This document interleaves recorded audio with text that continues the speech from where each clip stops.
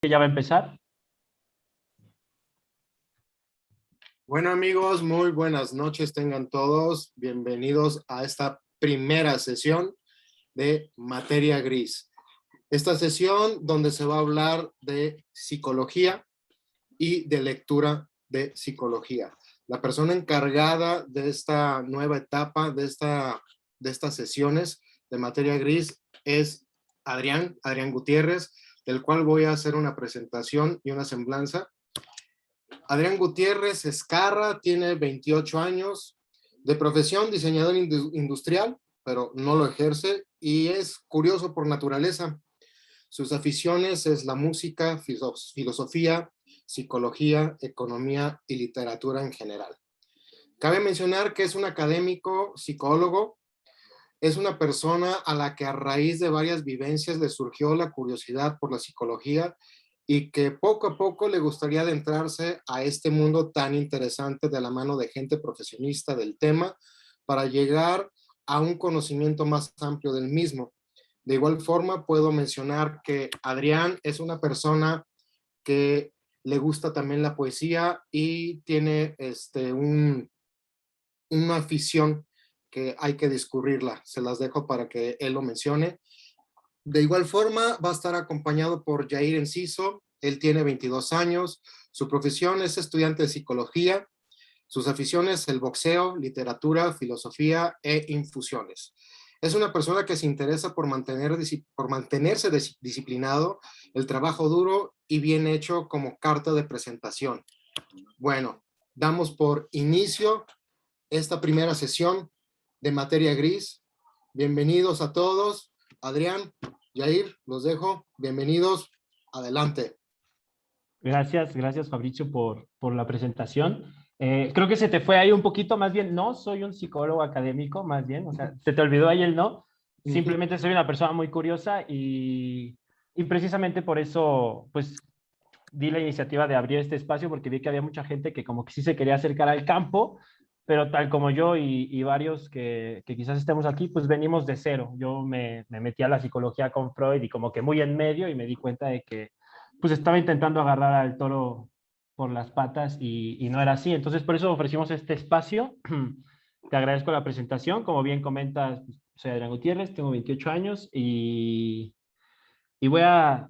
La idea de este espacio precisamente es que abordemos ciertas lecturas de ciertos autores, comprender bien sus obras, ciertos conceptos de la psicología y poder discutir entre nosotros en este espacio pues las conclusiones que saquemos y muy de la mano con Jair y con nuestro compañero Jesús, que en este caso nos falló un poco la presentación, no tuvimos tanto tiempo para organizar, pero la semana que viene yo creo que ya lo presentamos un poco más formal para que sepan que con él nos podemos acercar también a despejar ciertas dudas más que conmigo. Yo estoy dispuesto a buscar información, yo estoy dispuesto a apoyar en lo que haga falta, pero bueno, en sí yo no soy un académico, soy un curioso.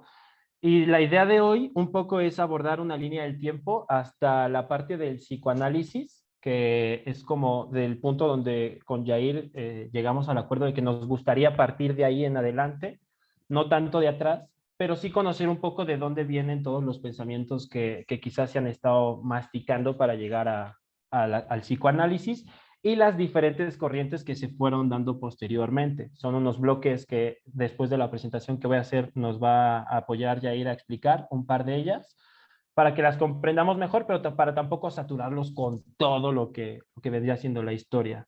Entonces voy a presentar esta pequeña gran línea del tiempo. Espero no saturarlos mucho, me va a tomar aproximadamente media hora, pero creo que es un poco importante que toquemos estos puntos.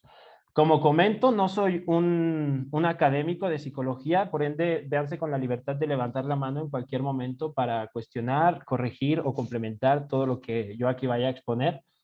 Y bueno, dicho esto, voy a empezar. También si notan que me faltan algunas i's, es porque me falla la i en el teclado, pero voy a corregir esas ortografías con un poquito más de tiempo. Entonces, voy allá. Quise empezar la línea del tiempo desde los filósofos griegos porque podríamos decir que con ellos comenzó la búsqueda del conocimiento, ¿no? Desde los filósofos griegos y no tan solo del conocimiento de ellos para afuera, sino que también de ellos para adentro. Y sí dejaron varios pensamientos que yo creo que fueron el origen de que eventualmente apareciera la psicología. Sí podríamos considerar la filosofía como la madre de la psicología. Por ende, creo que es importante saber de dónde salen algunos pensamientos que eventualmente muchos pensadores masticaron y los llevaron al campo de la psicología. Sé que hay muchos filósofos que podríamos abarcar, me quedé con estos 6 para tampoco saturar tanto, pero pues hay muchos más filósofos que hicieron varios pensamientos que ayudaron a que se desarrollara la psicología posteriormente. Al primero que me gustaría mencionar es a Tales de Mileto, nacido en el 620 a.C., que fue el primero que podríamos decir que impulsó la investigación científica y que proponía conocer la verdad mediante la razón. O sea, como que sí ponía hincapié en que había que tener razón al momento de buscar la verdad. Entonces, creo que era una forma de decir, ok, sí podemos comprenderlo de fuera, pero desde aquí adentro hay que comprenderlo. Entonces, me parecía interesante tocar este punto. Posteriormente apareció Parménides. Quizás aquí los tiempos están un poco campechaneados, pero todos van como que en los mismos bloques, ¿no? Este sería el de filósofos griegos. Aparece Parménides en el 530 a.C. y fue el primer pensador en darle importancia a la investigación metódica y racional, es decir, ya conseguir pasos para poder alcanzar cierto conocimiento mediante la investigación racional. Y él expone dos caminos para alcanzar el conocimiento, que sería la verdad y la opinión, conceptos que eventualmente van a ir apareciendo mucho en todo el tema de la charla. Después tenemos Heráclito en el 535, que expone que existía una razón universal, la cual se encontraba dentro del hombre. Entonces, aquí vemos otra vez que no está viendo hacia afuera, está viendo hacia adentro, y también consideraba que era un punto importante como de donde empezaron a salir estas curiosidades de lo que hay dentro del hombre. Después tenemos a mi queridísimo Sócrates en el 470, que él buscaba la identidad mediante la mayéutica. ¿Y qué es la mayéutica? Es el diálogo metódico por el cual el interlocutor puede descubrir la verdad por sí mismo. Es decir, la puede descubrir por sí mismo, pero también la podría descubrir con alguien más, haciendo las preguntas adecuadas, ¿no? Como varios que hayan tomado algún curso de filosofía lo habrán notado. Entonces, pues precisamente esa descripción de la mayéutica se me asemeja mucho a lo que vendría siendo una terapia de psicología, y por eso quise poner aquí este aporte de Sócrates en cuanto al nacimiento de la psicología. Obviamente todos hicieron aportes muy grandes hacia la filosofía, pero no los voy a abarcar aquí todos. Después Platón, me gusta mucho que él fue el que pone en la mesa los dos conceptos así ya bien definidos de lo que sería la doxa, que es la opinión, que ya la había tocado Parménides, y lo que es la episteme, que sería la ciencia, que es como que pues ya, ¿no? El método, o sea, la investigación metódica racional, perdón, pero pues ya lo abarca como la ciencia, ¿no? La episteme. Y posteriormente llega Aristóteles, que él plantea que la psique es el aspecto primordial de todas las cosas. No tal cual así lo dice, pero él plantea que la psique es el aspecto primordial de las cosas, es decir, que eh, es lo que hace posible que sintamos y percibamos, ¿no? O sea, sí podemos sentir a través de las cosas, pero si no tuviésemos aquí adentro algo, no podríamos percibir. Entonces, como que siento que estos fueron los pensamientos como que claves que dejaron para que eventualmente se desarrollase la psicología. Entonces, directamente de los griegos, nos saltamos a 1632. Yo puse este bloque como el análisis de la vida mental en el siglo XVII y XVIII. Podríamos decir que aquí empezó todo cuando nació John Locke en Inglaterra en 1632. John Locke se interesó mucho por todo lo que era lo subjetivo, es decir, por el yo que existía detrás de todas las cosas. Y gracias a estos enfoques que tenía de lo que pasaba acá para que estuviera acá, aparece la corriente del asociacionista, la cual pretende dar explicaciones a las cuestiones psicológicas mediante los principios que rigen la asociación de ideas. Yo aquí entiendo que el asociacionismo es eso, ¿no? Es el hecho de relacionar ideas en tu cabeza para poder llevar a cabo una acción afuera. Después aparece David Hume, nacido en Escocia en 1711, y a grandes rasgos Hume expone que aprendemos a través de los sentidos, que mediante la asociación de ideas, como comentaba John Locke, se va dejando una huella psíquica, la cual va dando forma a lo que vendría siendo la psique del individuo, generando así una psique de cada uno muy diferente. Es decir, pues mi asociación de ideas no va a ser igual que la asociación de ideas de Fabrizio y ni la asociación de ideas de Yair, por ende la huella que va dejando es muy diferente. Será como que la huella dactilar, yo así lo quise entender, de cada uno dentro de la psique. Por ende, pues cada uno es un mundo, ¿no? Diríamos. De aquí me salto a otro bloque que clasifica como el análisis de la vida humana en el siglo XVIII. Aquí puse 5 autores que consideré bastante relevantes para este punto, y el primero sería Immanuel Kant, nacido en Prusia en 1724. Algunos habrán oído de él, algunos no, pero este hombre exponía que existía un conocimiento a priori sobre la realidad de las cosas y que después nuestra mente es la que añadía su propio orden a las sensaciones. Por ende, él decía que somos prisioneros de nuestros órganos sensoriales. Yo aquí lo que entiendo es que hay una realidad, pero esta realidad no la podemos percibir del todo porque nuestros órganos sensoriales son incapaces, ¿no? O sea, a lo mejor pues no puedes verlo todo con los ojos que tienes, no puedes sentirlo todo con las manos que tienes. Por ende, él definía que como que somos prisioneros de nuestros órganos sensoriales. Llegamos hasta donde ellos nos dejan. Posteriormente tenemos a Johann Herbert, nació en Alemania en 1776, y este hombre sostenía que lo que tenemos en la conciencia varía continuamente y por ello no podemos tener un estado de ánimo o un pensamiento fijo. No sé si recuerden a un filósofo que estudiamos en cierto curso de filosofía que decía que todo está en constante cambio. Es decir, que el fuego está en constante cambio, el agua, todo lo que nos rodea está en constante cambio. Pues yo siento que Johann agarró este pensamiento y lo masticó, pero más hacia la psique de las personas, ¿no? Y por eso decía que no podemos tener un estado de ánimo o un pensamiento fijo. Es decir, todo está en constante cambio, tanto afuera como dentro. Por ende, él decía que no hay nada que permanezca. Posterior, decidí poner a Thomas Red, nació en Escocia en 1710, el cual hizo un aporte importante en cuanto a un concepto. Él sostenía que podía estar seguro de que lo que ve y siente es real y no una alucinación, gracias al sentido común. Entonces fue la primera persona que puso sobre la mesa el sentido común y fundó así la escuela de el sentido común, ¿no? Como que él decía que había cosas, por decir de cierta manera, lógicas, que si te tiro agua te mojas, es sentido común. Entonces él fue el primero que puso sobre la mesa este término. Después encontré a Douglas Stewart, nació en Inglaterra en 1753, que este pensamiento sí es un poco complicado, como que no sé si lo entendí bien del todo, pero él sostenía que la atención era algo que estaba directamente asociado con la mente. Y por ello, algo que varía constantemente, como decía Joan Herbert. Pero también decía que nuestra percepción y la motivación están ligadas a la atención. Y como la atención está ligada a la mente, pues la percepción y la motivación están constantemente en cambio. Creo que alguien dijo algo en el chat. No, okay. Después puse a Destutt de Tracy, nacido en Francia en 1754, que hizo otro aporte importante en cuanto a conceptos. Él hace la aportación de lo que vendría siendo la intuición que se encuentra dentro de nuestro pensamiento. Él lo consideraba como un sexto sentido. Eventualmente eso se fue afinando, ¿no? Porque los sentidos son los sentidos que conocemos y sí se podría llegar a considerar como un sexto sentido, pero no como tal un sexto sentido. Pero él pone sobre la mesa el término de la intuición.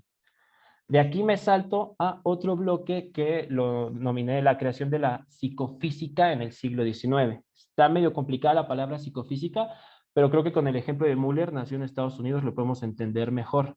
La psicofísica de Müller, las teorías y los escritos que hizo al respecto de la psicofísica, fueron los precursores de, por ejemplo, la teoría del color, ¿no? Él se dio cuenta que había cosas de aspecto físico externo a nosotros que podían influir en nuestro aspecto psíquico y hacer que de cierta manera fuésemos por unos caminos, ¿no? Ya sabemos que hay colores que te dan hambre, hay colores que te hacen triste, te hacen estar triste, otros que te producen alegría, melancolía, ¿no? Entonces, como que los estudios de Müller determinaron las bases para que estas teorías tuviesen cierto sustento que es verdad. Y por ende, todos sus aportes fueron muy importantes para la psicología experimental americana. Se explotó mucho en América todo esto. Hasta donde tengo entendido es donde floreció más este pensamiento de la psicofísica y pues todos los mercadólogos es algo que deben saber, ¿no? Así, letras grandes que llamen la atención con ciertos colores para venderte más. Como que esos mensajes inconscientes a través de cosas físicas es lo que yo entiendo como psicofísica. Después tenemos a Pierre Flourens, nacido en Maurellan, en 1794. Es considerado uno de los fundadores de la neurobiología experimental. ¿Por qué? Porque fue de las primeras personas que utilizó la técnica de la extirpación para poder analizar los hemisferios del cerebro. Es decir, fue la primera persona que agarró un cerebro literal, o al menos que se tenga conocimiento, y empezó a investigar qué era el cerebro, cómo estaba estructurado, cómo funcionaba en sí la materia gris, ¿no? Y aparte, un dato médico es que realizó grandes aportes para el desarrollo de la anestesia este hombre. De aquí me salto a otro bloque que determiné comienzos de la psicología descriptiva, porque creo que estos tres autores que voy a mencionar ahorita hicieron hincapié en fundamentos muy importantes para que se desarrollase la psicología descriptiva. El primero que pongo es Hermann Lotze, nació en Alemania en 1812. No fue en sí un psicólogo, fue médico, pero también era filósofo y lógico. Entonces era una persona de mucho pensamiento, ¿no? Y el pensamiento y las dudas que tenía las aplicaba a la medicina y por ende él sí puso las bases para que se desarrollase la psicología científica estudiando varias cosas relacionadas con la medicina, como por ejemplo la conexión entre las neuronas. Vio que había neuronas en el cerebro, pero que no iban por su cuenta, que había ciertas conexiones entre ellas y que funcionaban, que había conexiones entre ellas, no eran neuronas ahí sueltas. Por ende, hizo un gran aporte a la psicología científica, ¿no? Ya había cosas científicas y cosas de psicología empezándose como que a encontrar.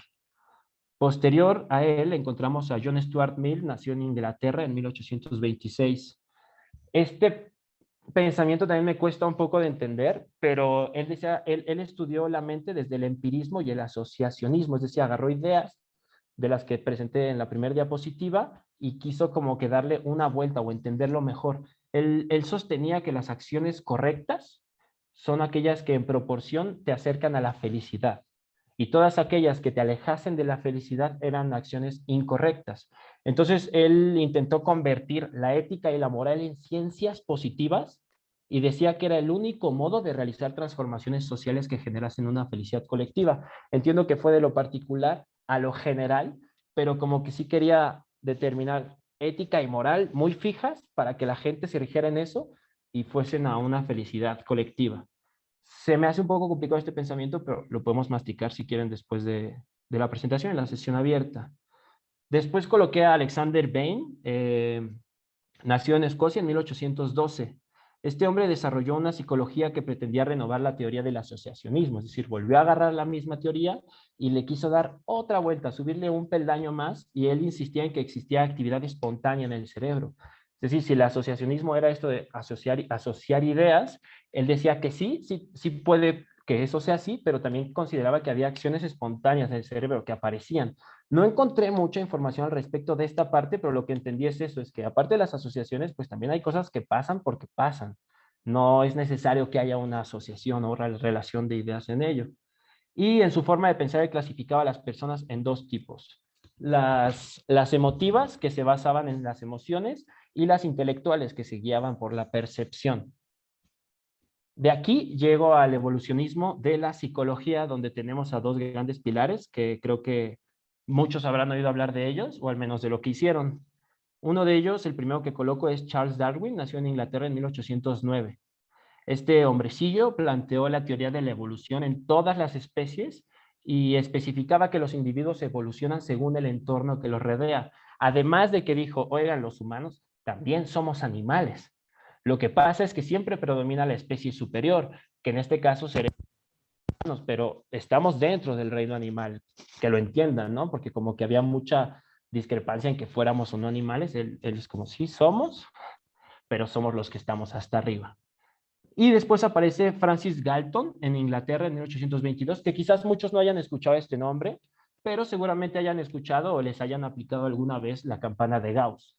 Pues bueno, Francis es quien la desarrolló para poder tener un sistema de medición de la inteligencia de cierta manera, ¿no? O sea, porque es muy complicado medir la inteligencia, pero como que empezó a crear esta herramienta para de cierta manera poder medirla.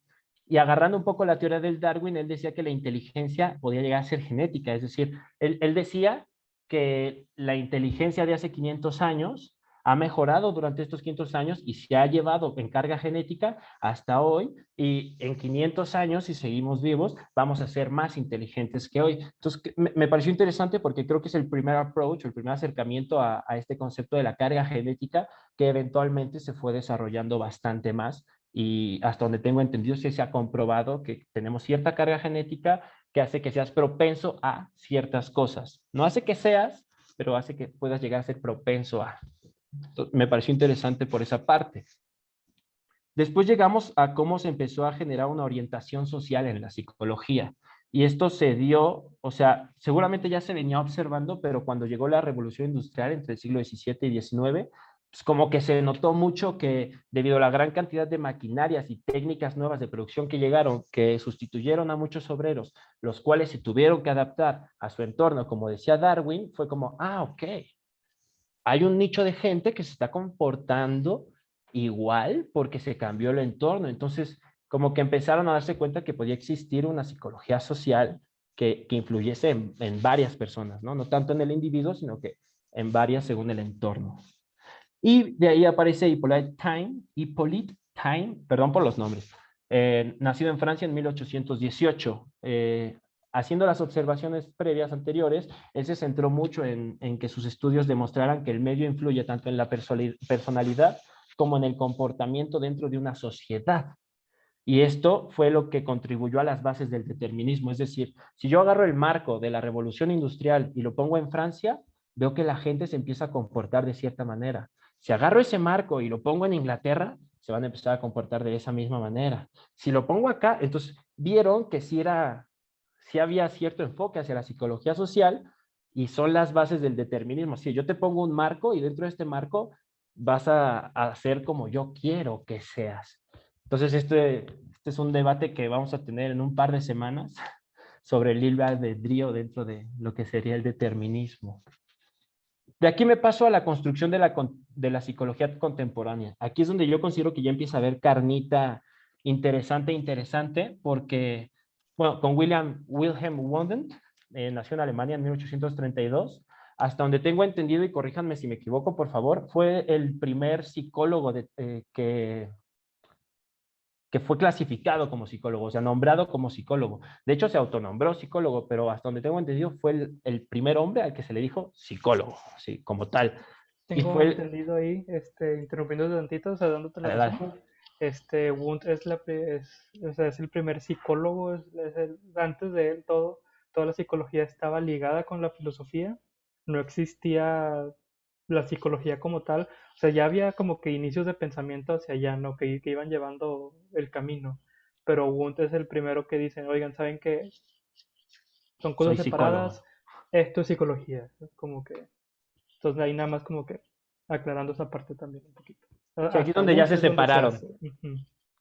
Sí, y de hecho él creó el primer laboratorio de psicología, que es donde se empezaron a generar experimentos para, para entender mejor cómo funcionaba todo esto, y a él se le acuñe, de hecho, él no dice el nombre de estructuralismo, pero a él se le acuñe la fundación del estructuralismo, que es el primer movimiento importante de la psicología, ya como psicología como tal, como dice Jesús, aquí ya se separaron, pues ya le dieron su nombre.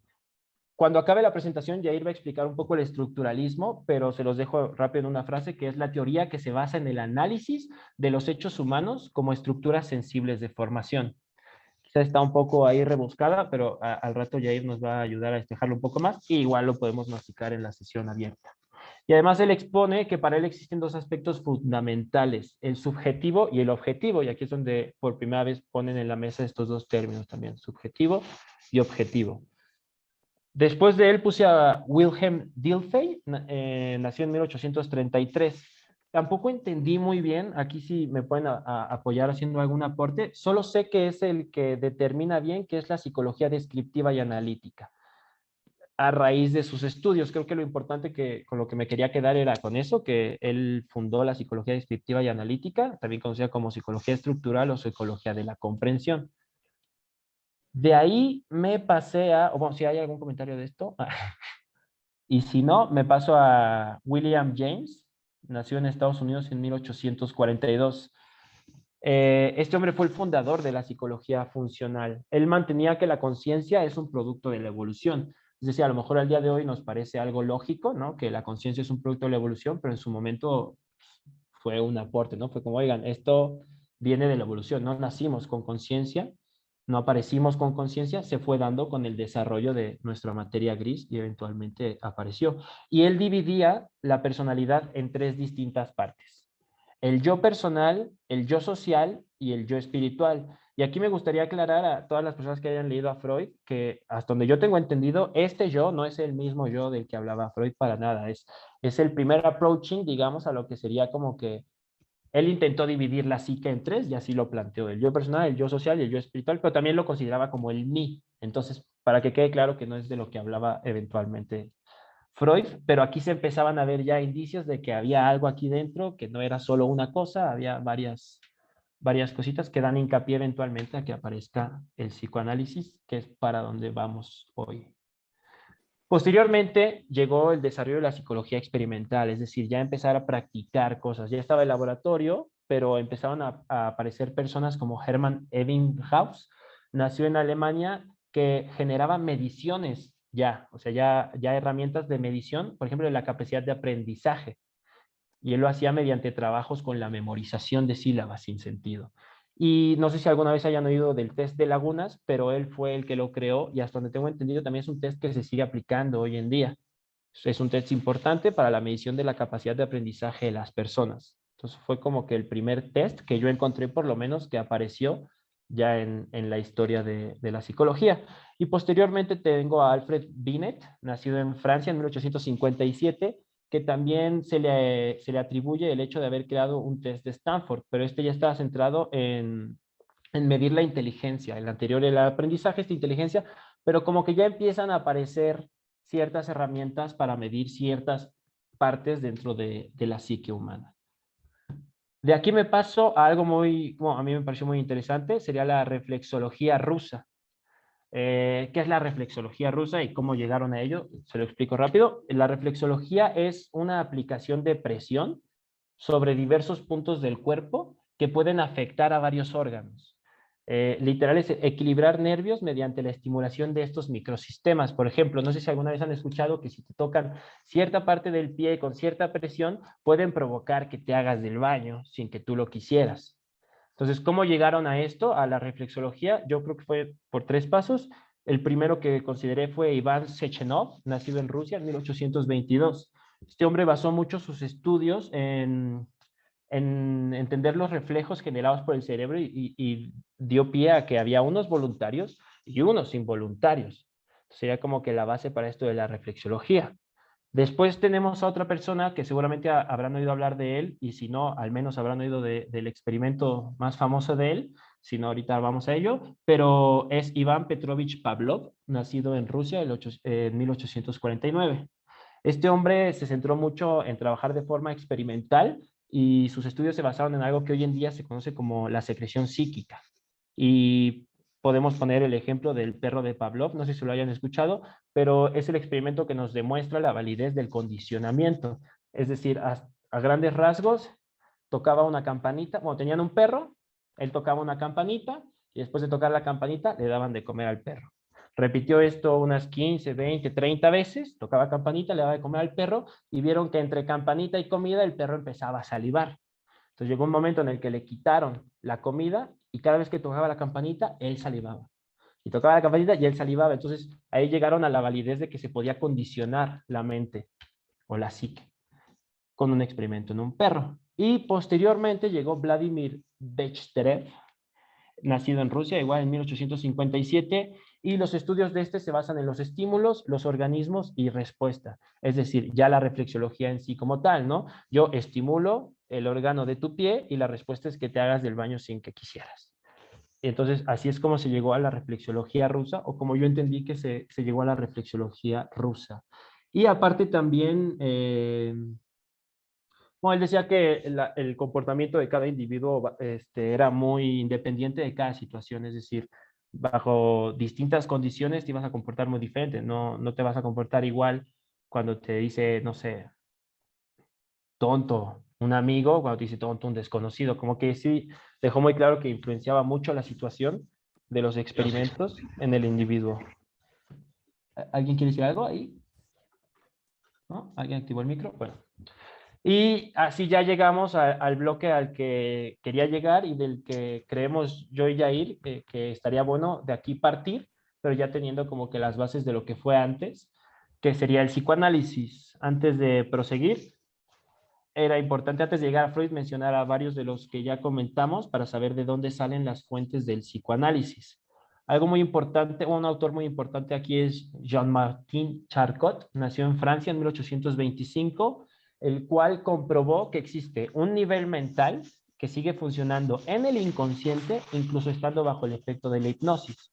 Es decir, aquí ya estaban aplicando hipnosis en las personas, que como muchos sabrán es la técnica de semidormir a una persona, te puedes seguir comunicando de cierta manera con esa persona, pero quita ciertas barreras.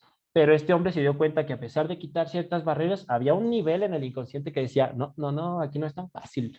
O sea, que seguía funcionando muy bien a pesar de estar bajo la hipnosis. Entonces aquí pone tres cosas muy importantes, que existe un nivel mental en el inconsciente a pesar de estar bajo una hipnosis, que es una base muy importante para el psicoanálisis freudiano. Después aparece Joseph Breuer, nació en Australia en 1842. Este hombre indicó que detrás de cada problema psicológico del individuo existía un problema sexual, que después vamos a determinar bien a qué se refieren cuando hablan de problemas sexuales, porque no todo el tiempo tiene que ver con órganos sexuales, con genitales o con ese tipo de cosas. Va más por otros lados, aunque también los incluye, pero él determinaba que detrás de cada problema psíquico había un problema sexual en la persona. Y junto a Freud, él fue quien dio a luz la psicoterapia. No es el padre de, pero él ayudó a dar a luz el tema de la psicoterapia y se le atribuyen dos conceptos muy importantes, la memoria y la percepción. Y de aquí ya nos saltamos a nuestro queridísimo Sigmund Freud, nacido en Austria en 1856.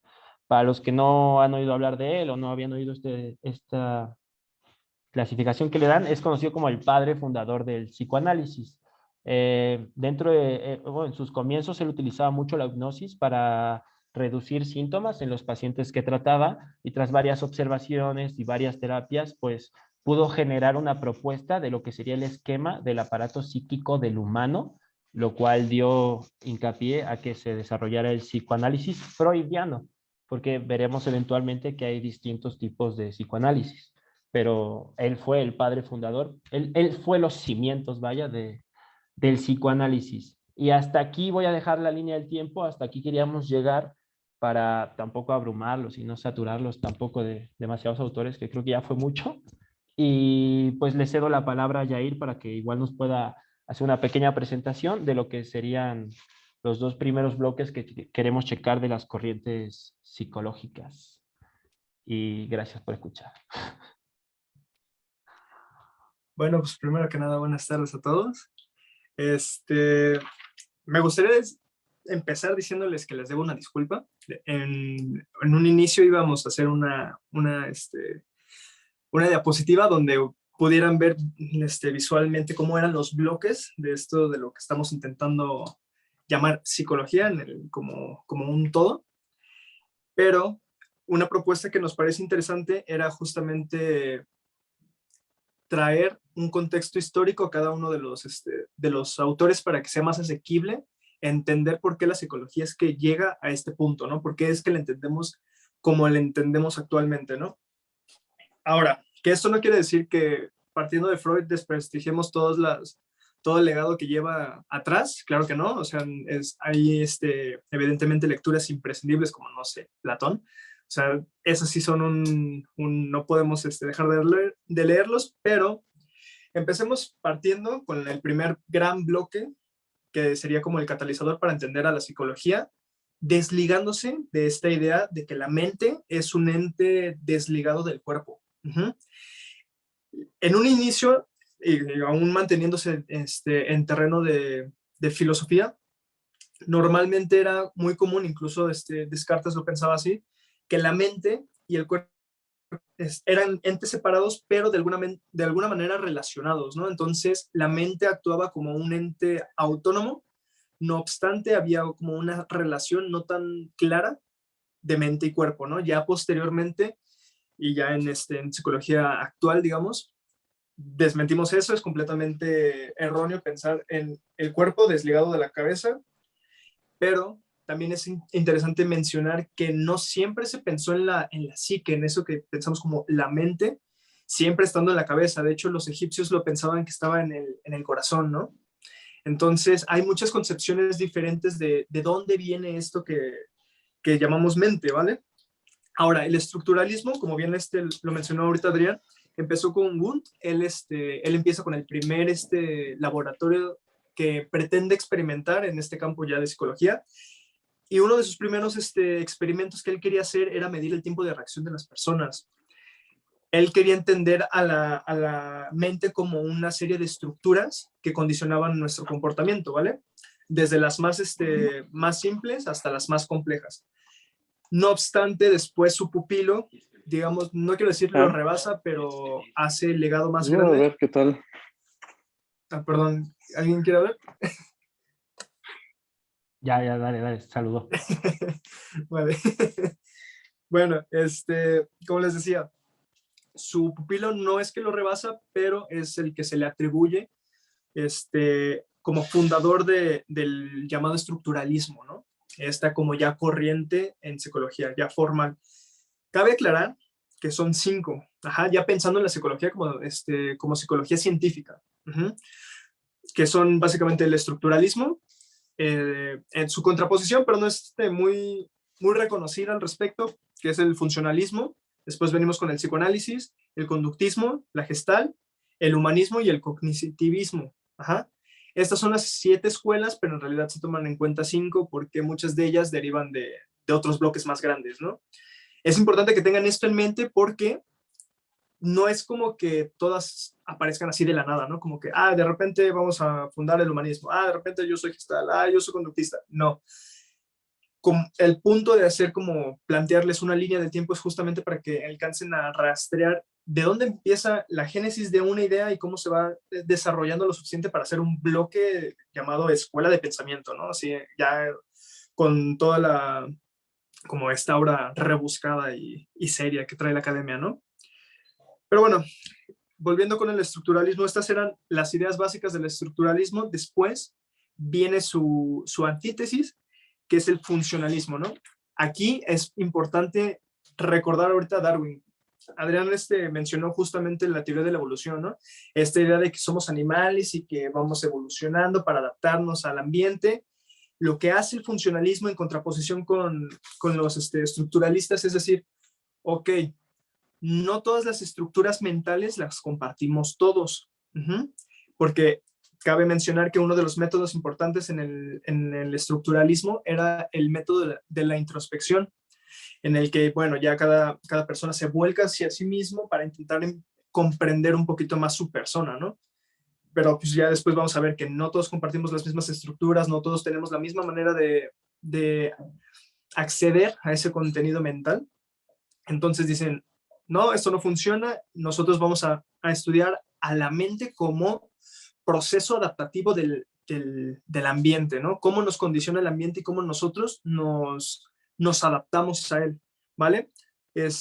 Aquí les había notado justamente tres partes que son importantes, que es el funcionamiento, la adaptación, como ya les decía, y cómo estas condicionan el comportamiento de las personas. Estas básicamente son la idea principal por la que se rige el funcionalismo.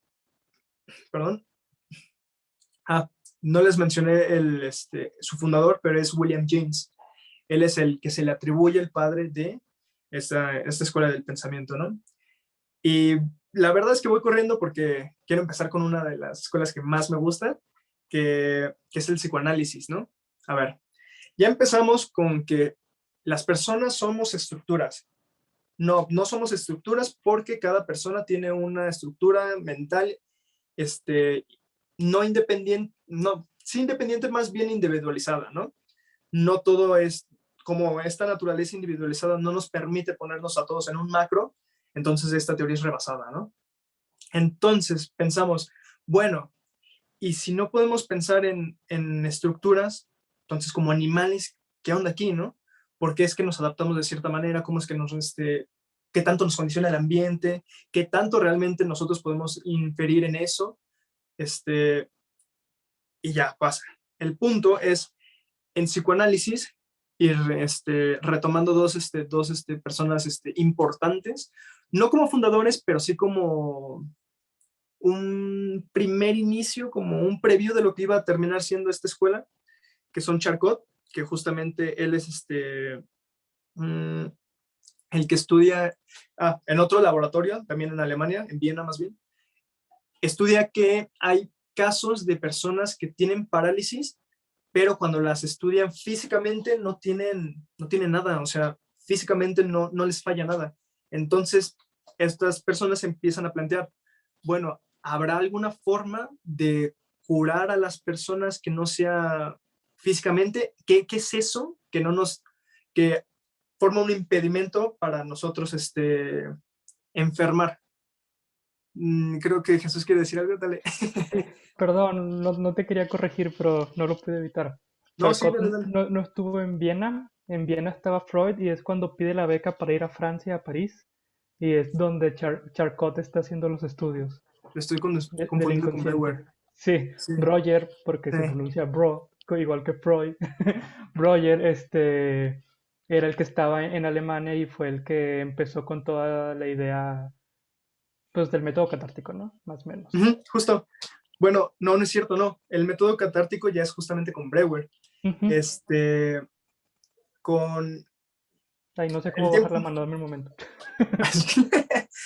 No te preocupes.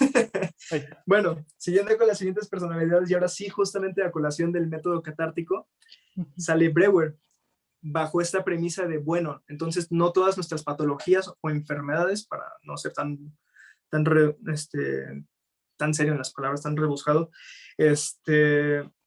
piensa, bueno, entonces, siguiendo esta lógica de que no todo es físico, entonces hay alguna forma de curar las patologías con la palabra y empieza el método catártico. El método catártico no es más que poner a las personas en hipnosis y pedirles que hablen de lo que sea. Entonces, de esta manera, las personas tendían a curarse, sin embargo, cuando paraban la hipnosis, pues no podían recuperar ese contenido psíquico, entonces pues, seguían igual. Entonces, aquí, ¿cuál es el gran aporte de Freud? Justamente la asociación libre. La asociación libre es el método freudiano por excelencia que ya desliga completamente la idea de primero vamos a meter al paciente en hipnosis para hablar, para que curemos todo este material inconsciente, este material psíquico. La premisa justa del psicoanálisis es hacer del contenido inconsciente consciente. Y de esa manera, como ya nos desligamos justamente de la idea de la hipnosis, entonces ya las personas ya pueden recuperar ese contenido, ya hay una estructuración o una elaboración de ese contenido que no nos dejaba salir. Porque en un principio, justamente era Brewer, pensaba que las personas se enfermaban porque había contenido sexual no reconocido y que inconscientemente, como no podía salir, nos enfermábamos. Ya después Freud lo relabora y dice que no genuinamente todo tiene que ver con lo sexual, pero sí hay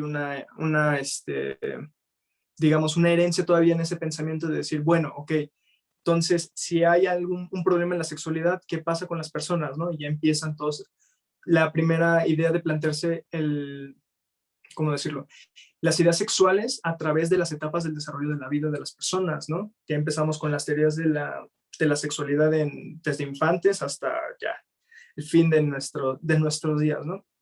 Ahora, para no nada más centrarnos en Freud, esta escuela también tiene referentes importantes, entre ellos está Adler, que Adler no hace más que plantear la psicología individual. Piensa, a ver, Freud quiere hacernos de nuevo como esta idea casi que estructuralista de vamos a englobarnos todos en un campo y aquí todos tienen que entrar, ¿no? Adler dice no, hay que considerar el contexto en el que la persona se está desenvolviendo y qué es lo que lo hace tender a la patología. Ajá. Entonces él es el primero en plantear la idea de el caso por caso, ¿vale? Entonces esta idea es justamente como pilar esencial para la psicoterapia ya posterior, ¿no? Ya pensar en la persona como lo que es, ¿no? Como un ente complejo, individual, nada más de él, ¿vale? Ya no queremos meter al sujeto en la teoría, sino más bien intentar a través de la teoría entender a la persona. Ahora después vamos a empezar con Jung. Jung ya se desliga de las teorías freudianas. De hecho, hay chismecito cafetero.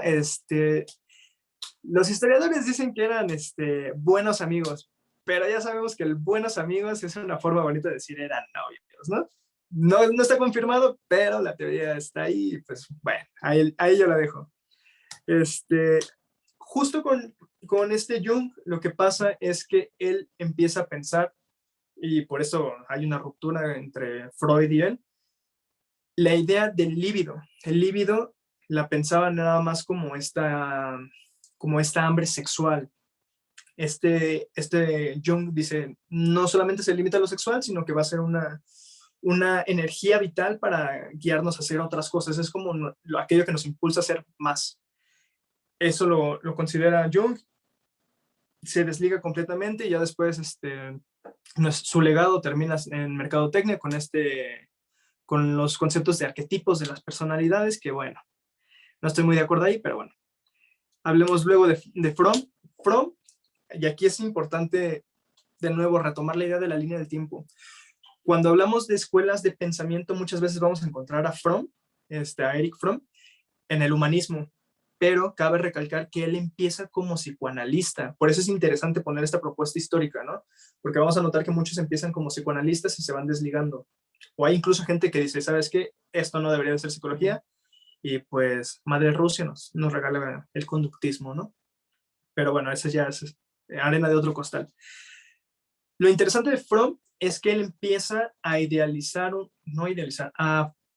a pensar cómo hacer de la teoría psicoanalítica para entender a la comunidad, a comunidades enteras, ¿no? Principalmente lo enfocaba en los trabajadores.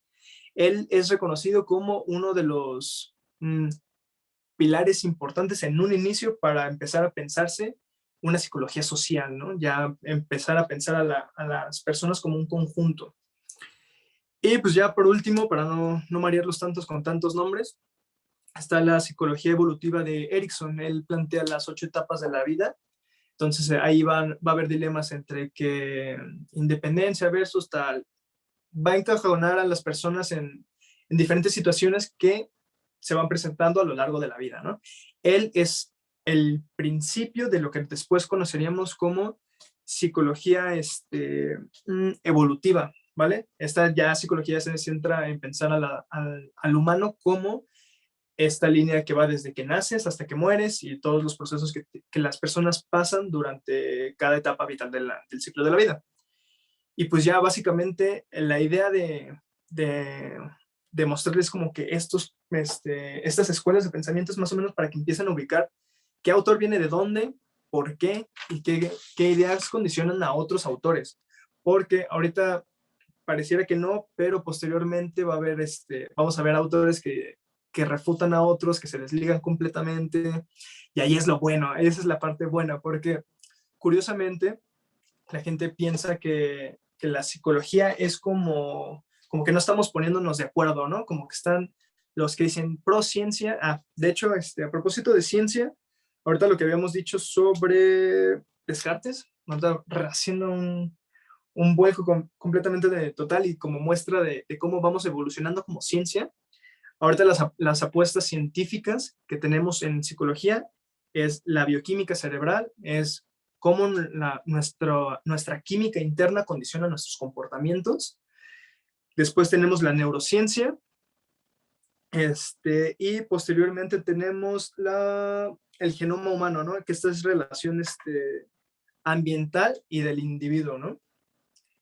Imagínate, esta idea del genoma humano, de cómo condiciona el ambiente a las personas, es justamente una idea muy pulida, mucho más elaborada del estructuralismo, de cómo pensamos si habrá estructuras mentales, bueno, no es tan como todos tenemos de A o B, sino que, y ya metemos química, y ya metemos biología, ya metemos bastantes ciencias que en conjunto van a hacer de la psicología algo más complejo que un test de personalidad en Facebook.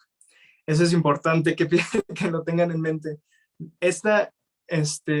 La idea de popularizar, o más bien traer vulgarizar el conocimiento de la psicología, es justamente para desde mi punto de vista, y es lo que a mí me gustaría compartirles, es un escepticismo amigable.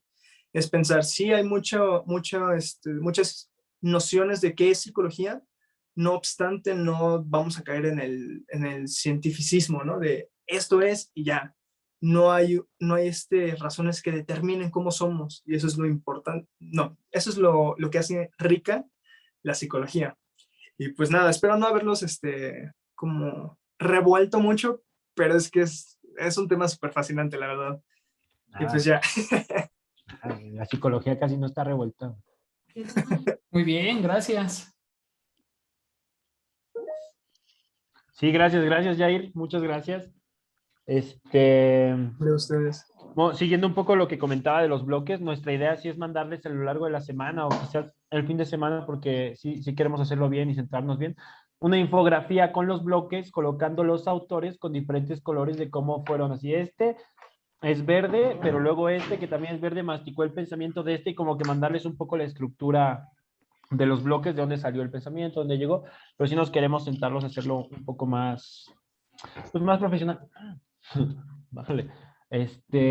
Y lo que queríamos proponer nosotros era, o sea, obviamente esto lo vamos a discutir entre todos para que entre todos elijamos, pero nos interesaría partir de Freud hacia adelante, pero sí partiendo de Freud desde cero, desde las bases de Freud, y para ello estuvimos buscando varias lecturas y se nos hizo interesante, a ver si creo que la tengo aquí abierta, se nos hizo interesante su primer conferencia de introducción al psicoanálisis, que está transcrita, y la tengo aquí en un PDF, nada más les comparto un momento.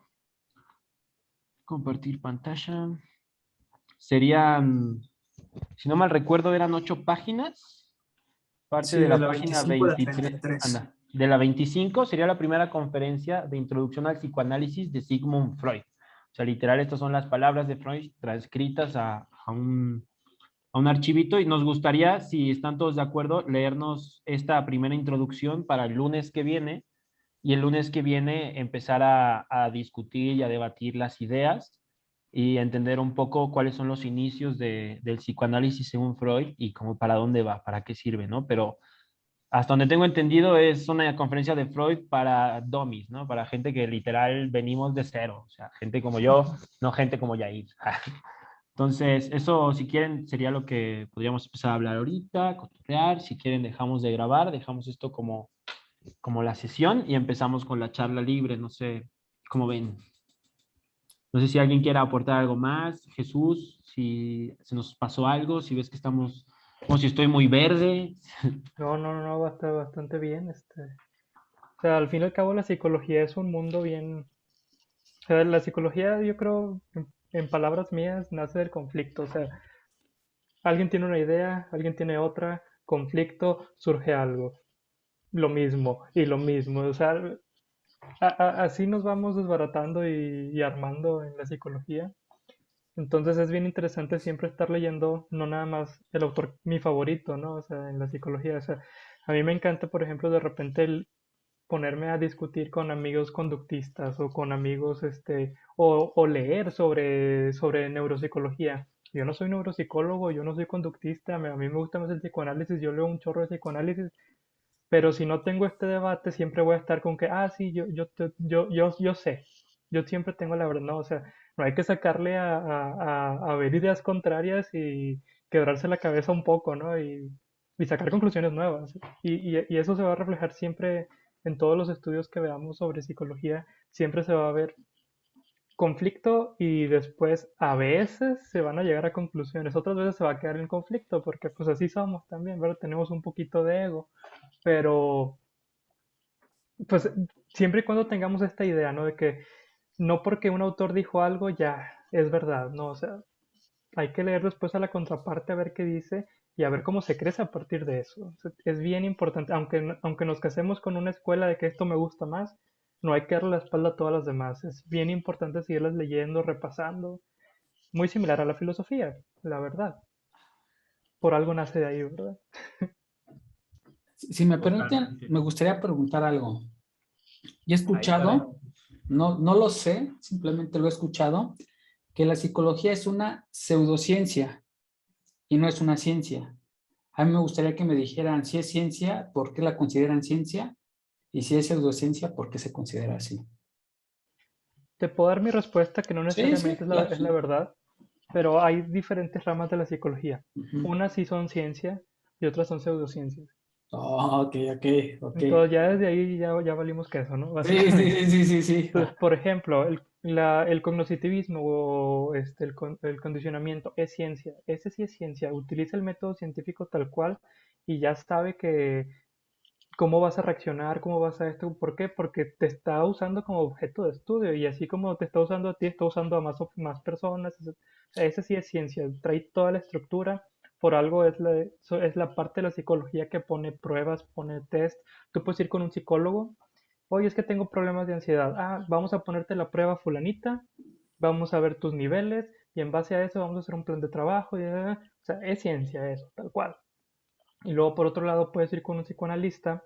El psicoanálisis está mucho todavía en discusión sobre eso, pero Ujú. me voy a abocar en la parte de pseudociencia, Sí, sí, sí. donde te van a decir, oye, es que, o sea, el psicoanálisis no tiene reglas tan estructuradas como esto más esto, A más B es igual a C.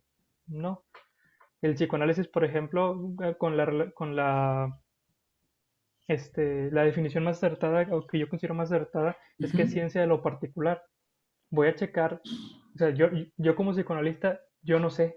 Vamos a descubrir juntos, a ver en este proceso que va surgiendo, que va pasando, pero al no poder poner reglas, al no poder poner esta estructura tan definida, Ujú. pues ya no se le puede llamar una ciencia, o al menos como consideramos ciencia hoy en día, ¿no? Sí, Una sí, ciencia sí. positivista. Sí puede ser ciencia pensándolo desde otro enfoque, Ujú. pero así como conocemos el común denominador de ciencia, no lo va a ser. Entonces, dependiendo de qué rama estudies, puede ser científica O puede ser o puede seducción. ser pseudocientífica. Ok. Y oye, perdón por las preguntas. Yo la verdad que no estoy Tú en las áreas pregunta, si no blandas. sabemos, te decimos la verdad, ¿no? Sí, sí, sí. Y fíjate que cuando yo voy al médico, voy a que me cure alguna enfermedad, ¿no? Entonces, cuando voy a un psicólogo, yo pretendía que en algún momento serviría para curar algo. Entonces, entiendo que la pseudociencia tiene unas implicaciones y me quiero basar más al movimiento donde se considera como ciencia. Quiere decir que si hacen experimentos son replicables. Así es. Ajá, entonces si una persona tiene una enfermedad mental, entiéndase la enfermedad mental como ustedes la entiendan, entonces si yo aplico esos métodos que son replicables, quiere decir que sí hay unas enfermedades que son distinguibles y con esos métodos son curables.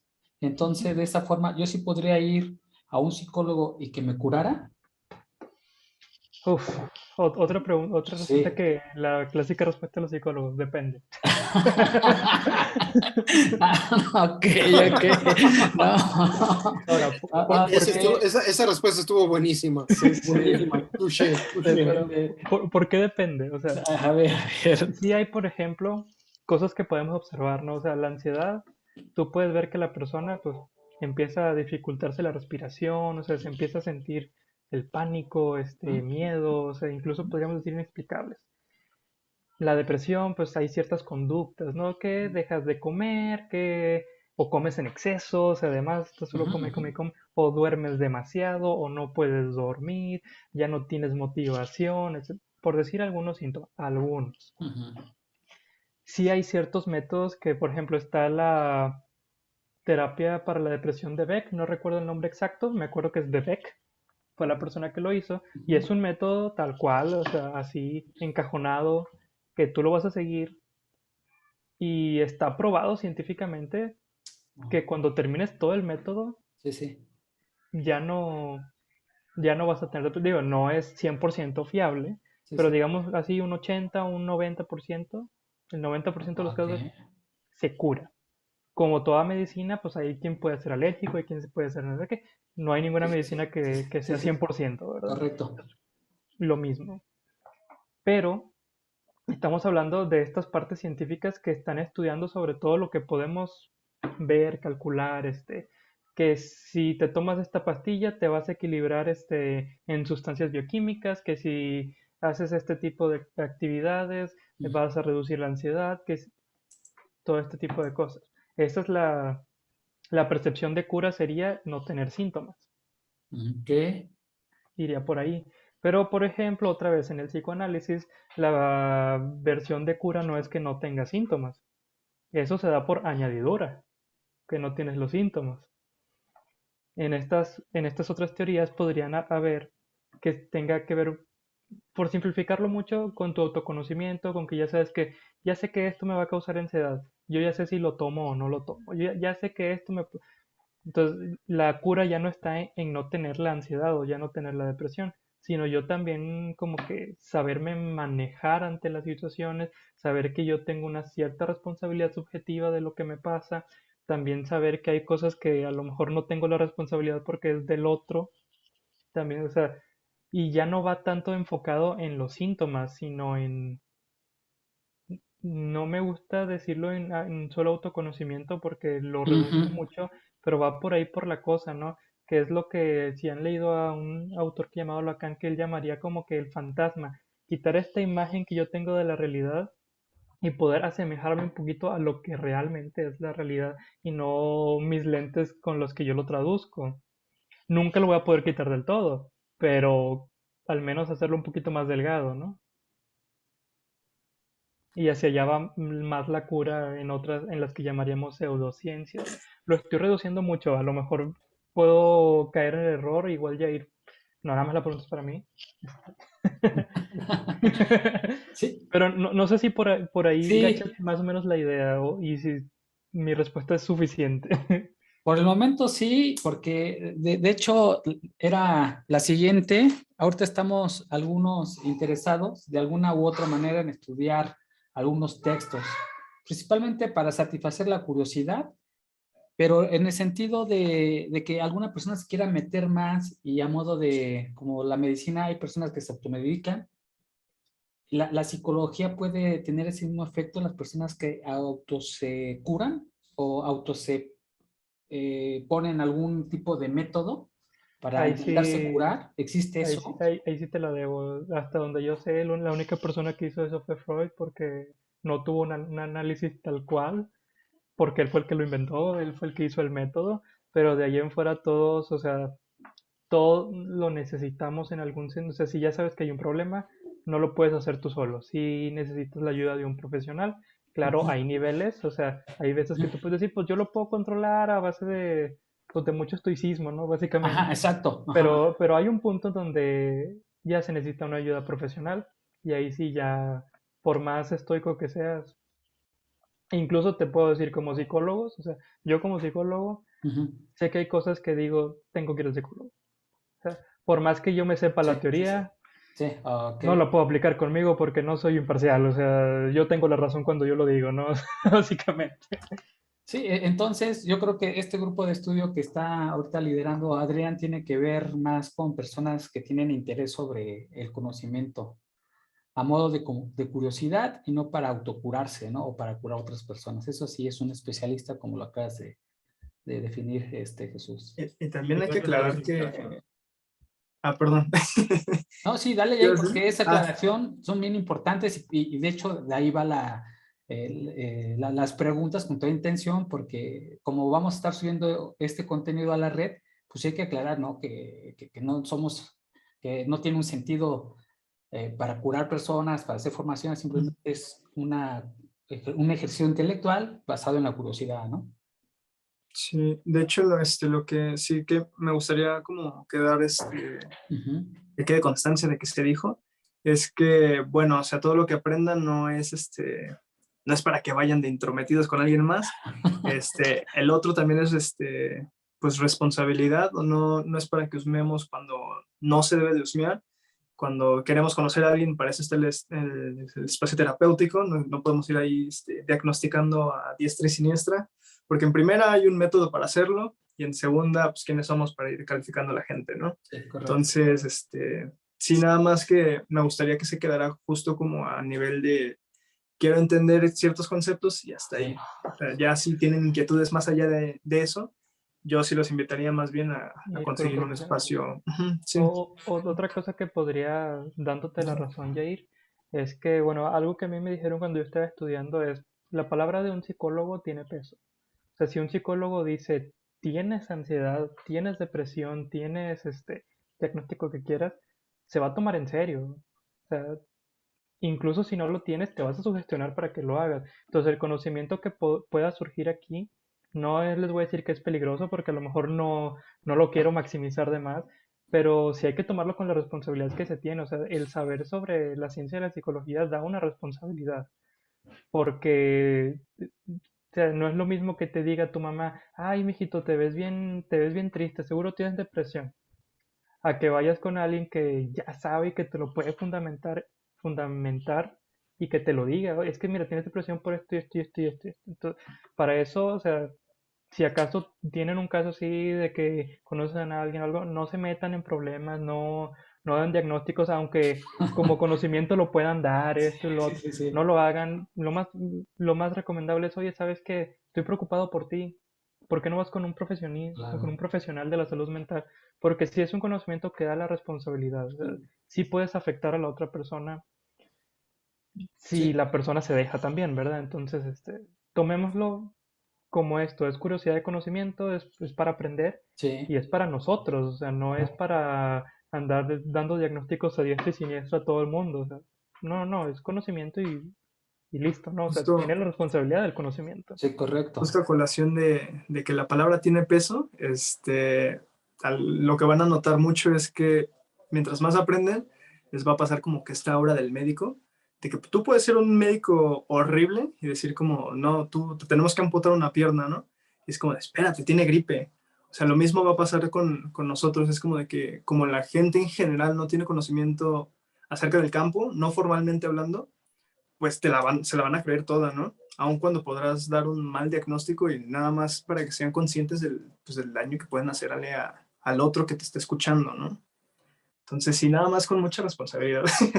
Sí, además hay aplicaciones intelectuales también se pueden aplicar. Por ejemplo, yo quiero leer un libro y quiero hacerles un perfil psicológico de los personajes, ¿no? A ver cómo, inclusive hasta del autor, ¿no? A partir de Sí, todas sus claro, obras, sabes que este autor me parece que así, en ese sentido, no dañas a ninguna persona y creo que puede ser una exactamente, aportación en muy ese sentido interesante. no pasa nada. Exacto, exacto. Muy Lo que bien. sí les podría decir es que lo mismo que decimos hacia afuera, aplicarlo hacia adentro, porque Ah, ok, ok, ok. es A clasiquísimo ver ver. en las clases de psicología, Ujú, ujú. ay, es que yo creo que tengo esto porque esto. Espérate, no, estamos aprendiendo, no te estás Mitocondríacos. autodiagnosticando, o sea, Son mitocondríacos, porque si salen claro. cosas que vas a decir, oye, esto Sí, se asemeja a mi vida o se asemeja a algo mío, o sea, igual que sí, estamos diciendo, no lo apliques para afuera, no lo apliques para adentro, o sea, si algo te sí, botó, mejor ve con un profesional, o sea, no te las creas que te las puedes todas, claro. porque yo creo que Yair me va a dar la razón, siempre hay quien, quien empieza a contar su vida en clase porque se presta, o sea, Sí, porque sí, Claro. sí. estás viendo eso y te asusta, Claro, oye, sí. y esto yo soy yo, y Sí. entonces si, si le doy rienda suelta voy a tener esta enfermedad o voy a tener... No, espérate. Cálmate, respira, cuenta hasta 3 millones y después ve con un profesional. O sea, Sí pasa mucho. El que empezó con, creo que tengo depresión, termina diciendo, creo que tengo esquizofrenia. Y es como, y después tranquilo. tienes todos los diagnósticos, entonces Ajá, sí, sí. todos tenemos un poquito de todo, o sea, Sí, es tranquilos, como no que pasa nada. tranquilo. Y, y- Sí, y sí, es, sí. y es por eso, Jesús, que dices que tú como psicólogo vas al psicólogo, ¿no? Tal Exacto. cual, y sobre todo Sí, si estoy viendo pacientes, pues quieras que no en el proceso, a mí me gusta ponerlo como manchas, te manchas. O sea, sí, sí. estás escuchando toda la basura, Hay que aprenderse a algo te limpiar. tiene que afectar, ¿no? O Sí, sea, hay que aprenderse a limpiar. entonces, no digo que todos los psicólogos tienen que estar todo el tiempo en el psicólogo, así como que, oye, fíjate que mi paciente me acaba, o sea, tampoco, pero sí es necesario cuidar nuestra salud también. O sea, Patricia tiene una pregunta, creo, adelante, Patricio. para usted. Es muy penosa. A ver si habla o escribe. No, mira, Ay, hola. Mi pregunta es porque como yo codifico archivos médicos, yo veo esos archivos mentales y los pacientes de repente tienen historial de esquizofrenia, bipolaridad, personalidad borderline. Y en este nuevo encuentro es otra cosa. Entonces, digo, a veces no saben con certeza lo que tiene el paciente. ¿O por qué tantos diagnósticos? Te debo, o sea, siendo así súper honesto, hacer un diagnóstico en cuestión de la psique es muy difícil. Yo no te podría decir qué tan acertados o desacertados son los diagnósticos. ¿Por qué? Hay veces que un diagnóstico se pone de moda. Que, por ejemplo, borderline es algo, no es nuevo el diagnóstico, pero sí es algo que está relativamente de moda y de repente vemos todo borderline. Y por lo mismo que no es algo que puedas medir tan fácil, o sea, que es mucho que tiene que ver con tu observación, con lo que te dice, a veces sí hay varios diagnósticos equivocados. No digo que por mala fe o por mala práctica, o sea, hay errores, como psicólogos tenemos errores y a veces digo que más de los que nos gustaría decir, porque sí hay muchos diagnósticos mal hechos, pero también sí hay diagnósticos que sí son bien hechos y también quiero pensar que son bastantitos. Todo depende de las características que tengan y luego, por ejemplo, un borderline es sumamente difícil de diagnosticar porque está en el borde, no está ni aquí ni allá. Ok. Entonces, diagnosticarlo es difícil, es difícil. Yo sí me Entonces, voy a ir a la mala fe. ok. Sí, hay muchos incompetentes en la materia, eso sí es cierto. Además, algo que también tienes que tomar en cuenta es que muchas veces el diagnóstico va a cambiar, pero de repente no es como que el diagnóstico en sí cambió, sino desde dónde fue emitido, porque puede ser entendido desde diferentes escuelas, ¿me explico? Así es. Entonces, bajo distintas concepciones podemos hablar de lo mismo, pero, o sea, ya en el papel parece que es otra cosa, pero, ajá, o sea, es saber también desde qué formación te lo están dando. Entonces no El es que lo tanto como diagnosticó, ¿qué formación tiene para saber a qué se refiere? Así somos de exactamente. complicados.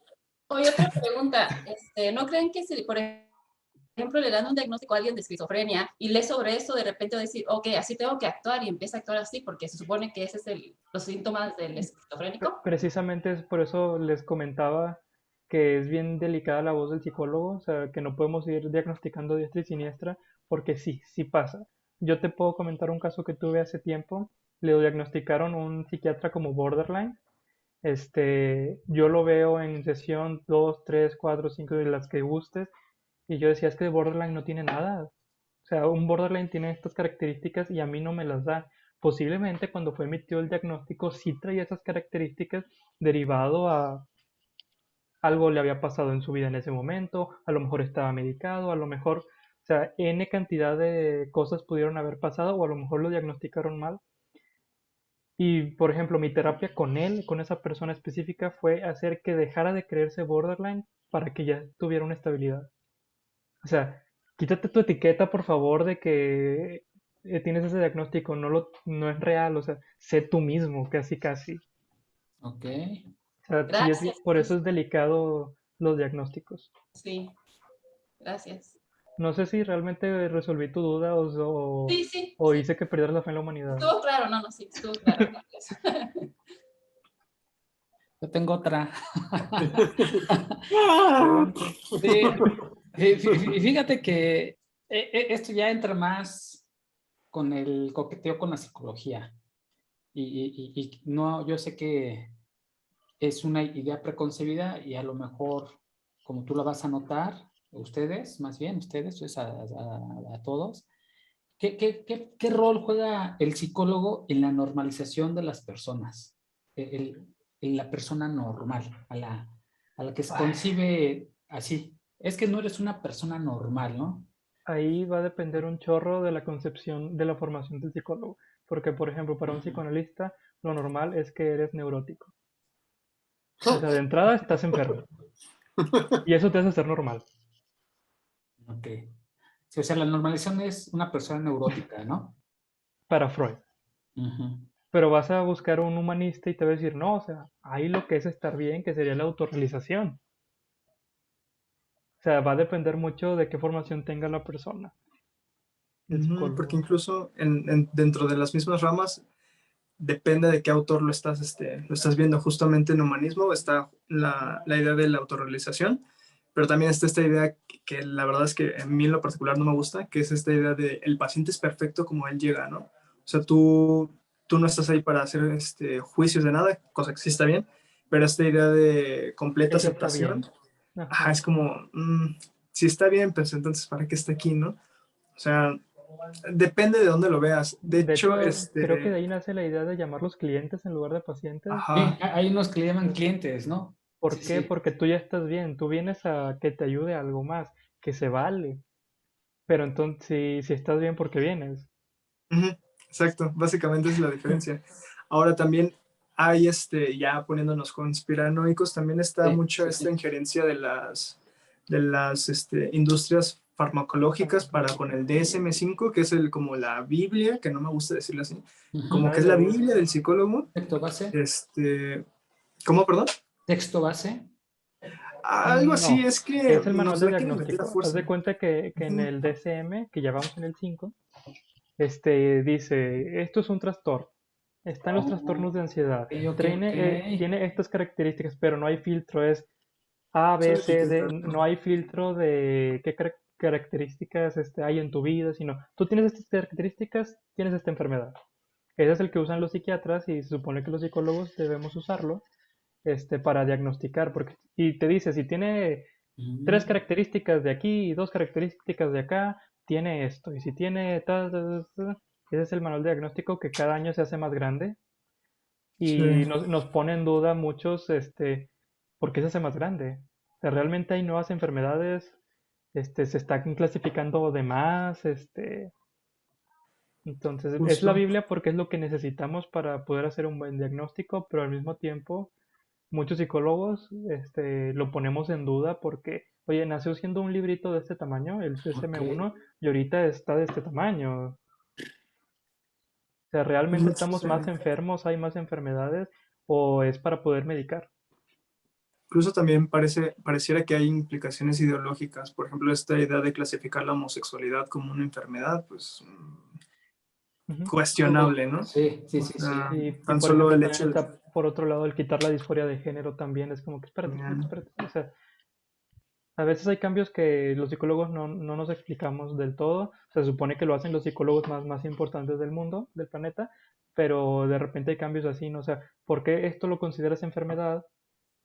¿Por qué esto ahora lo quitaste? Y después en la siguiente edición, ¿por qué sí lo pusiste y esto lo quitaste otra vez? O sea, hay movimientos así interesantes. Compañeros, levantaron la mano. Jessica Saavedra, adelante. Hola, yo tengo una pregunta, buenas noches. ¿Cuál sería como una periodicidad para ir con un psicólogo? Yo, igual, ¿no? Como hace rato estaban diciendo, nos empezamos a identificar. A mí, a mí, pues sí, en la pandemia, estar encerrado, yo Ujú. sentí que me volví neurótica y lo primero que dije, necesito un psicólogo, un psiquiatra, no sé, algo necesito a alguien, ¿no? Y después me fui a la filosofía. Y ahorita bueno, yo igual gracias a Dios tengo a mi papá, entonces él un poco me orientó o sea, lee un poco esto del estoicismo o algo así. Y Ujú. ahorita que están diciendo todo esto me hace sentido porque digo, "Ah, sí, o sea, me calmé, primero de alguna manera bloqueé muchas personas y de ahí, ¿no? Y me fui a la filosofía. Entonces, ahorita que están diciendo sobre la psicología y que es importante canalizarnos, porque hay cosas que nosotros no vemos de entrada, ¿cuál es la periodicidad? Porque es bien padre que todos los demás pueden ver exactamente qué es lo que tenemos, pero nosotros realmente así como, no. Buena pregunta. O Sí, sea, sí. ¿cuál sería esa periodicidad? ¿Cómo lo, cómo, o sea, yo diría ya estoy mejor, ya me siento bien, ya no necesito nada. En este momento, yo diría ya siento que tranquila. Mira, te Ese podría es como mi decir estado. que uno de los criterios que al menos para mí son más válidos para poder decir voy al psicólogo o no voy al psicólogo, es cuando tú reconoces que lo puedes afrontar o que no lo puedes afrontar.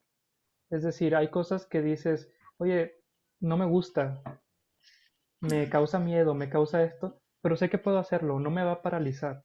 Mi vida va a continuar relativamente estable, normal, como lo quieras llamar.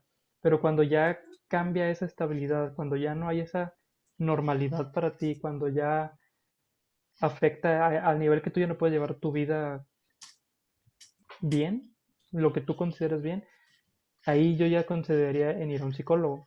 Eso si tú te quieres esperar hasta ya que haya un problema. Porque hay otros países que tienen como cultura prácticamente ir al psicólogo como canasta básica. O sea, yo no tengo nada malo, pero quiero ir como de alguna forma preventiva, como para yo saber más de mí, yo como para sentirme más a gusto conmigo y también se vale. Entonces, es una pregunta muy complicada porque es muy personal, Ujú. pero yo te daría esos dos criterios. Uno es, lo puedes tomar como canasta básica y decir, oye, pues quiero tener la experiencia de un proceso terapéutico. Incluso yo mismo y maestros míos y compañeros míos hemos ido a diferentes psicólogos para poder experimentar diferentes procesos terapéuticos que ahora quiero experimentar el de la Gestalt. ¿Cómo es? Ahora quiero experimentar el del psicoanálisis. ¿Cómo es? Ahora quiero experimentar el de esta otra rama, ¿no? Y esta otra rama. Se vale. Pero si tú ya sientes que ya, eso es como para sentirse uno como canasta básica, ¿no? Como para yo ser mejor conmigo mismo, llegar a mis metas mejor o algo así, ¿no? Pero si ya hay un problema, si ya, o sea, el otro criterio es, yo ya no puedo llevar mi vida normal, yo ya no me siento a gusto con mi vida, o sea, a lo mejor no hay un problema, pero yo no me siento a gusto conmigo mismo, con mi vida, pues es momento, no te esperes a que haya un problema sumamente enorme que ya no puedes manejar. O sea, si yo no me siento a gusto con lo que soy, con lo que estoy haciendo, es otro criterio muy válido y muy bueno para decir, voy a ir a un proceso terapéutico. Voy a ir a un proceso terapéutico y ya te pones a investigar, a ver, ¿qué rama me conviene más? O por cómo soy yo, por las ramas que hay, por los psicólogos que tengo a mi alcance y ya escojas el que tú creas más pertinente. Ahora, Yair y yo hemos comentado que hay personas que no son aptas y que tienen el título de psicólogos. También se vale decir, este psicólogo no me está ayudando. No voy a decir que es malo, no voy a decir que es bueno. A mí no me está ayudando. Cambio a uno que yo vaya más tranquilo, con el cual yo crea que pueda avanzar un poquito más. También eso es bien importante, ser bien honesto con uno mismo. Si yo no me siento a gusto con mi psicólogo, o sea, la base de la psicología es la confianza, o sea, de un proceso terapéutico, es que tú tengas la confianza con él, y si no la hay, no vale la pena, aunque sea el mejor del universo, si yo no me siento a gusto con él o con ella, mejor voy con otro, a lo mejor no es tan bueno, no tiene tantos reconocimientos internacionales, pero siento que hacemos un clic mejor. No sé si para allá iba la pregunta, porque la verdad es que no supe muy bien cómo definir eso de periodicidad, no conozco tanto ese Continuidad, término. como la continuidad, ¿qué tan frecuentemente Sí, deberías? frecuencia. Frecuencia, ¿de qué tan frecuente Frecuencia. puedes ir?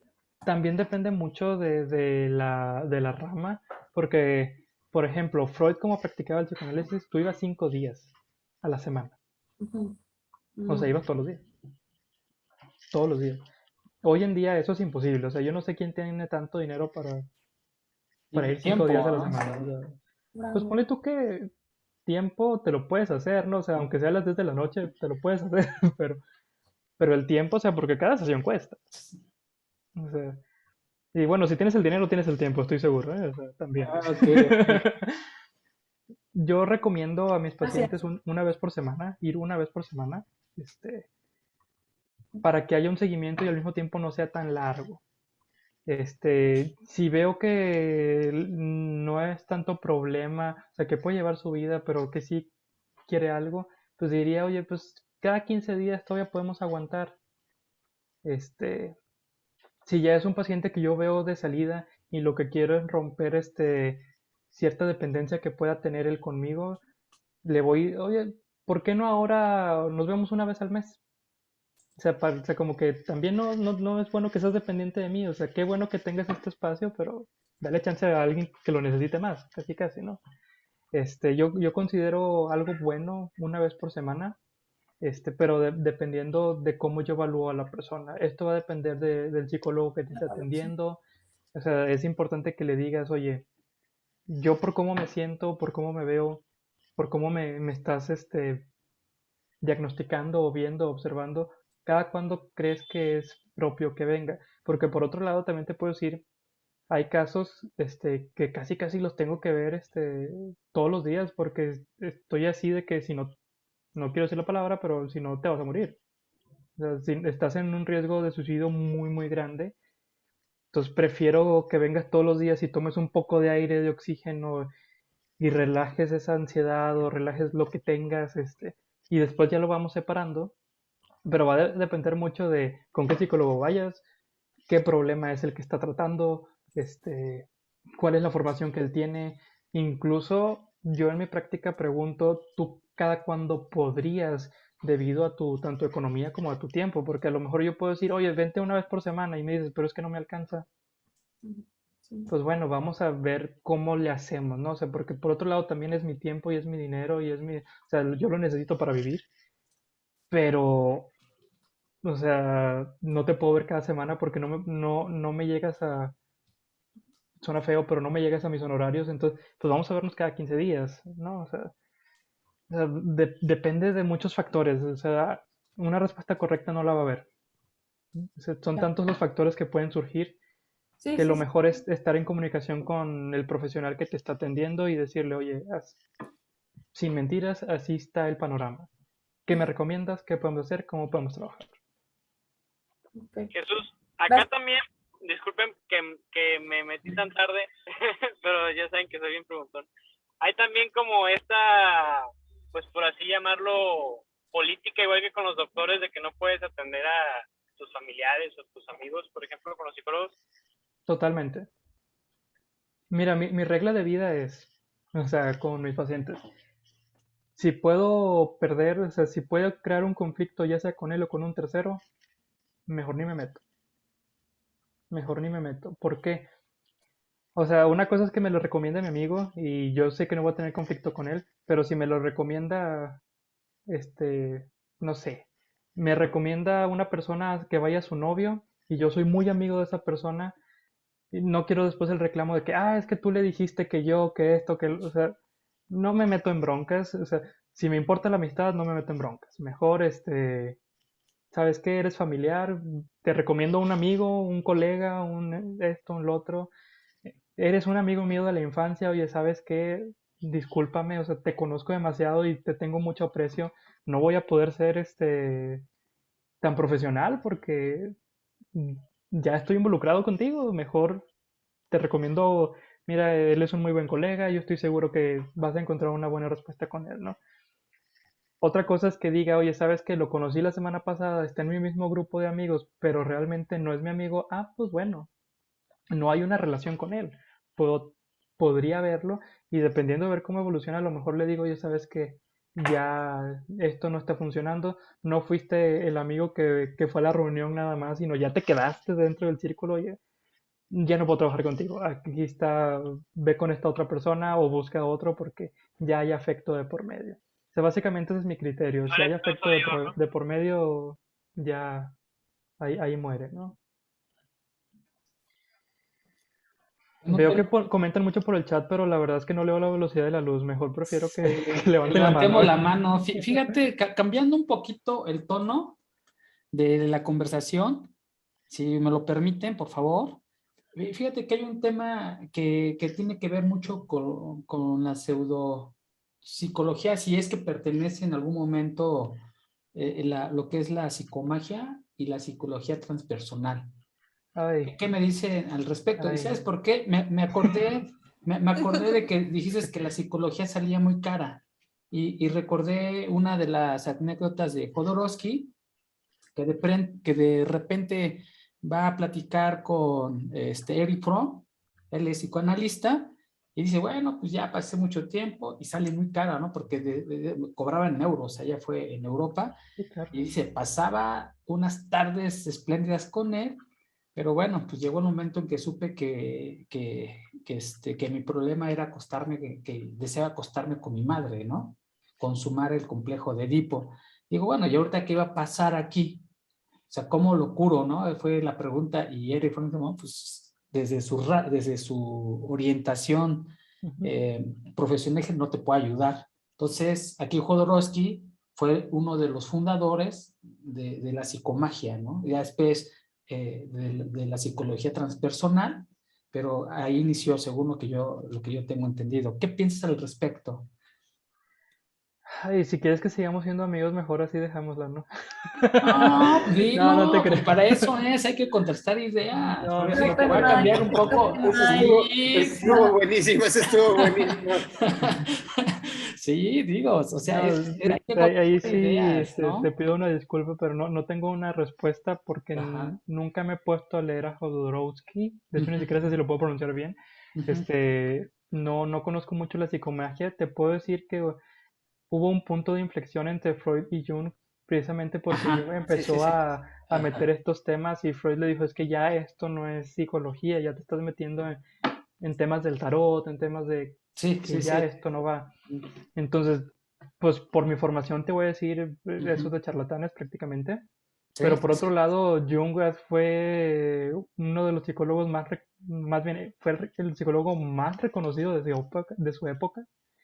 Entonces, Y es que, ¿sabes qué ocurre? Porque según lo que propone Freud, y que no estaba tan mal, te voy a decir por qué, desde mi punto de vista y desde mi desconocimiento, según mi interpretación, resulta que Jodorowsky empezó a hacer la psicomagia basada en curar en metáforas.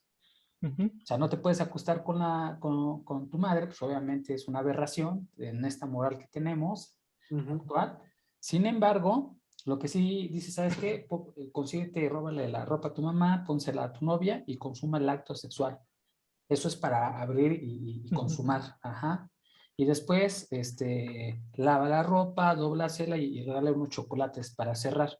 Es lo que él en su libro Manual de Psicomagia lo explica. El Y fíjate que se basó, ya después compré un libro ahorita recuerdo, Eric Erickson, parece ser que se llama, Erickson. Erickson. Entonces, este señor menciona algunos casos de personas, por ejemplo, que se la pasaban todo el día así, moviéndose, ¿no? Y pues nadie nos curaba. Entonces él llegaba, lo puso, por ejemplo, un palo y unas lijas, ¿no? Para que empezara a lijar. Entonces así los fue sacando según él.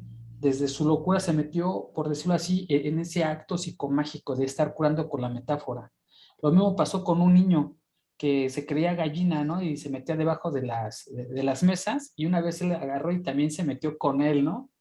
Ujú. Entonces, todas esas cosas me acercan mucho a las metáforas de las que estaba planteando Jodorowsky con la psicomagia. Y bueno, pues este señor tiene también, cuando se murió ahorita, su escuela siguió trascendiendo y su hija allá en Estados Unidos sigue divulgando mucho sus conocimientos y las aplicaciones para curar personas. Y la mayoría son a base de metáforas. Lo que te podría decir es Ajá. que leer Freud seguramente te puede resolver algunas dudas, porque eso de la metáfora no es de Freud, digo, no es de Jodorowsky, ya se ¿No? está hablando desde Freud. Ok, ok, ok. De hecho, para él la cura es a partir de la metáfora. Ujú, Y por eso precisamente es que todo es verbal, o sea, no ujú. es en acto, es en vamos a hablarlo y en hacerlo consciente. Y para No Freud tocan. nunca va a haber Sí. cura si no es a través de la metáfora. Sí, y eso es lo que criticaba Jodorowsky, no hay no se tocan. Entonces lo que proponía Jodorowsky es llevar a un plano físico. Fíjate que eso no me lo sabía, qué bueno que voy a estar como oyendo sus pláticas para conocer más el pensamiento de Freud. Yo se lo había atribuido a Jodorowsky, pero qué bueno que me dices que hay un precedente. Y ni siquiera te podría decir que lo inventó Freud, porque Sí, hasta donde yo hay tengo un entendido, precedente. Freud dijo, en alguno de sus escritos dejó que él no inventó nada. O sea, él dice, de este libro saqué este término, y de este libro saqué este término, y de este libro saqué O sea, lo que hizo fue articular, claro, a partir de su intelecto, a partir de cómo él lo iba visualizando, pero tampoco es así como que de repente Freud dijo, ¡pum! Psicoanálisis, ya existe, este es el manual. O sea, partió de algo, o sea, ni siquiera te podría decir que la metáfora salió de Freud. Posiblemente si nos ponemos a estudiar gente anterior a él, por Ujú. ahí se va a encontrar Sí. algo. ¿Qué es la línea que estaban planteando Yair y Adrián, ¿no? Hacer esa Exactamente, línea de pensamiento. Ajá. exactamente. Precisamente. Oigan, no sé si les parece bien que dejemos de grabar ahorita para empezar quizás con temas pues, un poco más casuales de lo mismo, pero también para no alargar tanto el video y que lo podamos subir Sí, por la favor, red porque si conectó. lo ve otro psicólogo ya me da miedo que haya dicho alguna barbaridad. Sí, a lo mejor por eso. Por eso hicimos el disclaimer al principio. Es que esto es un grupo de amigos que nos ponemos a estudiar y conversamos los temas de interés. Pues ciérralo, Ya Adrián. me quiero quitar la camisa. Sí, ciérralo, Adrián, aunque cierra la clase. ¿Yo la cierro? Bueno, va, Sí, va. pues Tú eres el pro de este canal, amigo. Tú estás No, liderando yo el soy el que espacio. organiza el pro. Tú eres el líder, Ahí tú eres y el Jesús. líder. Ajá. Pero bueno, primero que nada, darles las gracias a todos los que estuvieron y los que están todavía aquí, que se tomaron el tiempo de un lunes por la tarde venir a escuchar a unos cuantos chavales hablando aquí de cosas locas. Agradecerles mucho. Vamos a estar aquí todos los lunes. No va a ser tan pesado como de soltarles información así. Más bien vamos a empezar a hablar ya de las lecturas que recomendé al rato, bueno, que recomendamos, porque es algo que pensé con Yair también. Vamos a tomar más cosas en cuenta con Jesús, porque esta vez no nos juntamos tanto los tres, pero la cosa es ir organizando lecturas de la mano entre todos, que las podamos masticar aquí, que ellos nos puedan orientar de la mejor manera posible y pues que sea del mejor agrado para todos. Darles las gracias y nos vemos el lunes que viene. Gracias. Dios. Adiós.